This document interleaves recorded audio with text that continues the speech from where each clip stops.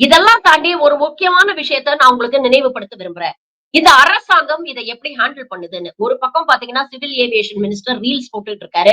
இன்னொரு பக்கம் நம்ம நாட்டுடைய பிரதமர் கொஞ்சம் கூட கூச்ச நாச்சமே இல்லாம ஒரு பப்ளிசிட்டி ஜீவியா அங்க போய் 4 டிஃபரெண்ட் காஸ்டியூம் மாத்திட்டு போட்டோ எடுத்துட்டு இருக்காரு. அந்த பிளேன்ல மிராக்குலஸா எஸ்கேப் ஆன அந்த பேஷண்ட்ட பார்க்க போகும்போது ஒரு காஸ்டியூம். அதே மாதிரி அந்த கிராஷ வந்து மேற்பார்வை பார்க்க போகும்போது அங்க ஒரு காஸ்டியூம். அதுல வேற லோ ஆங்கிள் இருந்து ஒரு போட்டோ எடுத்திருக்காரு. ஒரு பிரதமர் இந்த மாதிரி கிராஷ் நடந்த ஒரு இடத்துக்கு போறாரு. மேல அந்த பிளேனுடைய பாகங்கள் இருக்கு.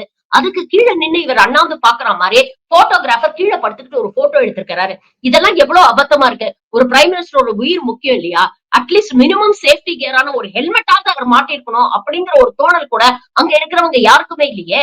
அப்போ இவங்களுக்கு சேஃப்டியை விட பப்ளிசிட்டி எவ்வளவு முக்கியமா இருக்கு அப்படிங்கறத இந்த ஒரு போட்டோகிராஃப்ல இருந்து நம்ம தெரிஞ்சுக்க முடியும். அதே மாதிரி அதுக்கப்புறம் நடந்த மீட்டிங்ல பாத்தீங்கன்னா மனுஷன் வேற காஸ்டியூம்ல வராரு. அப்போ இவருக்கு பிரச்சனையோட காரணம் என்ன, இதை எப்படி தீர்க்கணும் அப்படிங்கறத விட மக்கள் கிட்ட நாம என்ன இம்ப்ரெஷனை ஏற்படுத்துறோம் அப்படிங்கறதுலதான் கவனம் அதிகமாகி இருக்கு அப்படிங்கறத நம்ம பாக்குறோம். சரி, இவங்க எப்பவுமே இப்படிதான்